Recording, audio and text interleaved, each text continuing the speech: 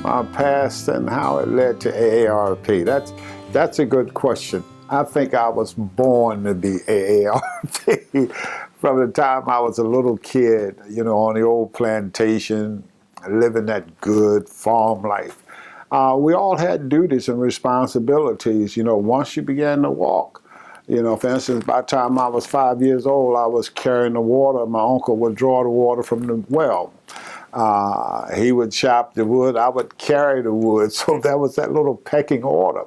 And as you grew up, you couldn't wait till you moved to the next level of responsibility. And of course, the highest level of responsibility was that my grandparents had, because they had to look out for their parents, who were my great-grandparents, who actually took care of us during the day while the younger ones was out in the field.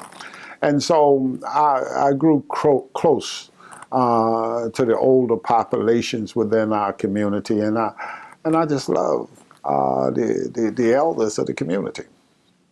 What has been the most inspiring moment? There have been many inspiring moments, but Mike, the most inspirational of all is when we do the Andrus Award. When we see all the magnificent things that people are doing all over the state to help people. It takes me back to the ideas or the vision of Ethel Andrus, what we do for one, we do for all. And that's a fact. But when those two kids, the twins, received that Andrus Award for helping senior citizens with their garbage, their chores, or what have you, it don't get any better than that.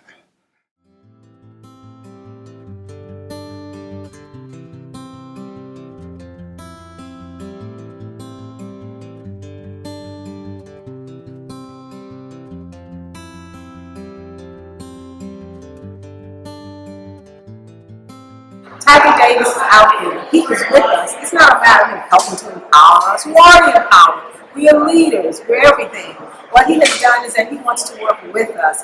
We need to work with him. We want to work together as we move forward to accomplish our mission of getting the word out. And he has come forth supporting, encouraging, always there, wanting to make sure that roadblocks are removed and that we will be heard and that things are smooth as we move forward.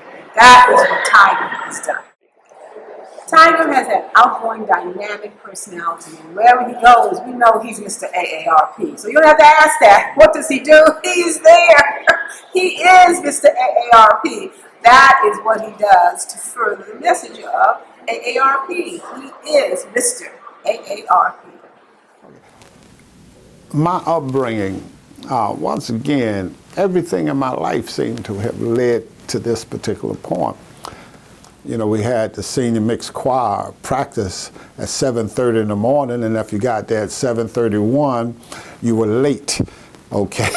And I kept coming in. The music teacher was closing the door, and she see me down the hall, and she cut me a little slack because she knew I was playing football and working at night. But then one day she closed that door and I couldn't get in, so I was off the choir. And so that taught me a lesson about responsibility in time. And I know it hurt my teacher not to have me on the choir, because I know she loved me, okay? My teacher loved me, Mrs. Teacher loved me, but she couldn't let me get away with that. 1 minute late consistently. Hi, my name is First Sergeant Chester D. Wilton. I am the Executive Director of the Baltimore City Veterans Commission to foresee all the problems that veterans are having now and even before the organization got started. It's been in existence now for 10 years, and thanks to Tiger Davis, he was one of them that helped us to organize the Baltimore City Veterans Commission. He is now the chairperson of this convention, and he's been doing an excellent job. Starting even Veterans Day that we're doing for 10 years is our celebration because of Tiger Davis' fortitude in getting together an organization called Baltimore City Veterans Commission, which was approved by the Baltimore City Board of Elections and signed by the mayor years ago. Mayor Stephanie Rawlins Blakes is always in all of our parades supporting the veterans here in Baltimore and all over. So that's my version of Tiger working hard that I've been wanting over. 50 years, even when he was a delegate of the delegation we have in Baltimore City and Baltimore County. And so when I think about what's important to me personally in AARP, yes, the Social Security and Medicare and all that stuff is important, but the messages that I can give to my children, who are all either in their early 50s, the youngest one is 49, you know, of my 4 kids, and I get a chance to talk to them. And you know how children are, they want to act like they know everything, so I just leave a few pamphlets around and they'll pick them up, you know, and I'll be looking out the corner of my eye, checking on them. So my children are even learning, and they're all members of AARP. But when I leave stuff around, my wife will take it and look at it and start reading it, and then she'll leave it there. My daughters will come by and take a look at it, and they'll start. And then I ask my wife some questions. And so, whereas they want to seem impregnable to me, or know-it-all, you know, I've found a way to get them to take a look at what I want them to look at. And maybe, just maybe, they'll be in better shape as far as planning than I or my generation was, because they'll be a little bit more programmatic in how they see things. And that's important. The Tiger has brought to all of our meetings at the Baltimore City Veterans Commission and also at NAVVETS, National Association of Black Vets, explain to what AARP is all about. The reason that at that point that most of us even joined the AARP during that session, because we all know Tiger. He's a person of honesty and integrity, and we all just signed and said, we salute the AARP. You know, I've known Tiger now for, I want to say 30 years, or perhaps even more. The way I met him, I was working for the Office of the Attorney General doing government relations work. That brought me to Annapolis, where Tiger had been and had served as a legislator for 24 years. So he was one of those people I would come and lobby and try to learn something about. And you know, I just struck up a friendship and thought, what a wonderful person he is, and I really liked him, and he was very easy to talk to. And so one of the things I did was, even when he was not going to support something that I was interested in, he would give me some helpful information. So I always made it a point to seek him out. The most important values that Tiger demonstrates as a leader of AARP and as our state president is unity. He brings people together, and one of the amazing things about him is he's terrific. He can talk to anybody, and everybody talks to him. It doesn't matter what their party affiliation is. It doesn't matter if they are, what their ethnic or racial background is or cultural background is. He just has a way of connecting with people that he has opened doors for us in ways that we have not ever been able to do before.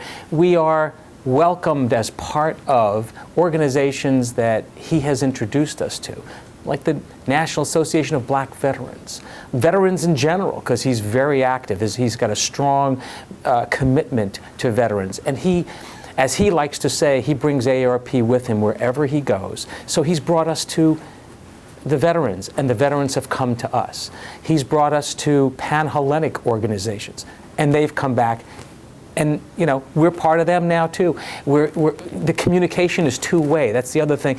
They have even adopted some of AARP's priorities as their own priorities, and I credit a lot of that to Tiger and his leadership skills. But I have to mention also that as a leader of the Executive Council, each person is a leader in and of themselves, but he's a leader of leaders.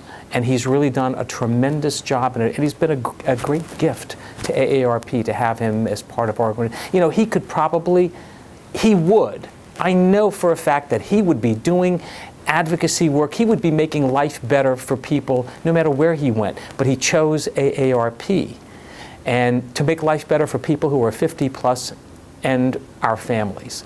And for that, I am eternally grateful. You know, one of the things that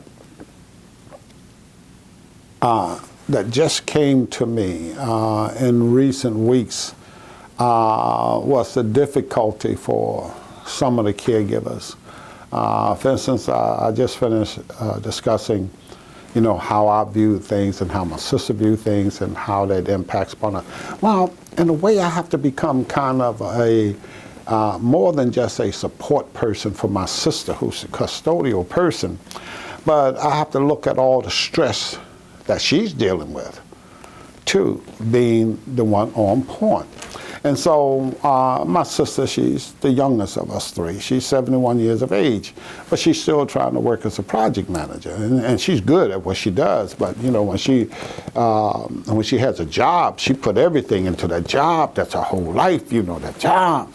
And then have to deal with caregiving for my mother becomes a real burden for her. And so now I have to be concerned not only about my mother, but also about my sister. Her mental health and her welfare as well. And oftentimes we don't look at the total picture that way. And I think we need to begin to think about that. Tiger. Okay, I was a center and linebacker in high school. Reginald Francis Lewis was a year behind me. He and Earl Divers.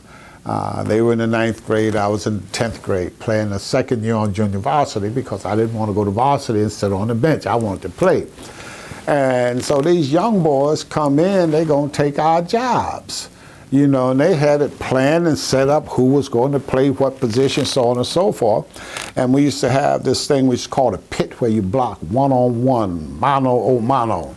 And so they took the biggest guy, Earl Diver, 6'3", 225, and he counted down to me, and me got in the pit, and man, I looked at old Earl, man, he was saliving from the mouth, man, and everything, and I stood up, you know, because this boy, he took perfect three-prong stance, and I stood up, coach said, get back down there.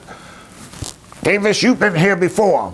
And man, I got back down, man, I said, dang, man, this dude licking his chops waiting on me, right? And so I was just pumped up, man, and when coach said hut, I was into his chest beating him up, man. My legs were just, you know, like pistons churning. And after that, Earl and Reginald Francis Lewis, you know, the museum is named after him, came over and said, look, man, hey, great power, man, good stance, good performance, you know. And then Earl says something about, yeah, the bingo tiger, and Reggie said, yeah, you from now on out, you're the tiger. And that was it. And I always had a lot of little quotes with me that I carry, little things like, from Vince Lombardi. You know, Vince Lombardi would say, perfection is not attainable, but if you chase it, you'll catch excellence.